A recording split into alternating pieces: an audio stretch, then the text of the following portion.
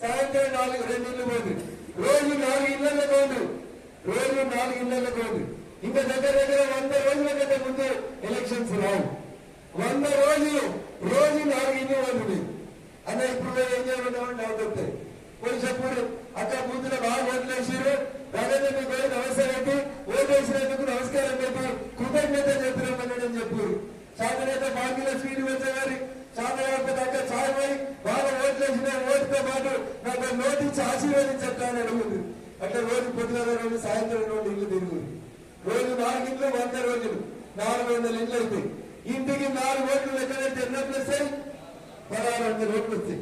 Major పంచాయతీలో కూడా మీరే సర్పంచ్ గెలవచ్చు, మీరే కౌన్సిలర్ గెలవచ్చు. గెలవరాదా? ఈ మధ్యన రకరకాల పండుగలు వస్తాయి, రకరకాల కార్యక్రమాలు వస్తాయి. ఏదో పేరు పెట్టుకుని పలుకరి. అరే రాయించిన టీఆర్ఎస్ వాడు కనీసం సంగారెడ్డి దాకా మెట్రో లేవాలని ఒక డిపిఆర్ రాయలేదన్న. ఏం రాయలే?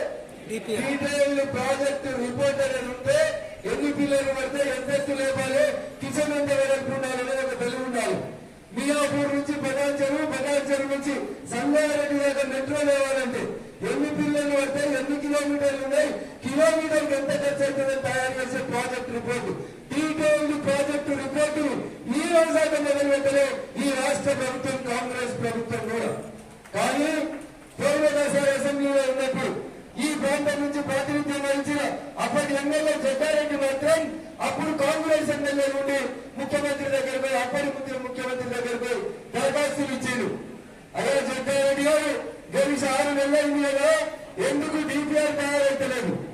ఒక్కసారైనా నువ్వు మెట్రో సిఎండి దగ్గర పోయి మా సంగారెడ్డి చౌరస్తాకి మెట్రో కావాలని ఎప్పుడైనా అడిగినవా? జగ్గారెడ్డి గారు ఎప్పుడైనా దరఖాస్తు ఇచ్చినవా? ఈఎంఐ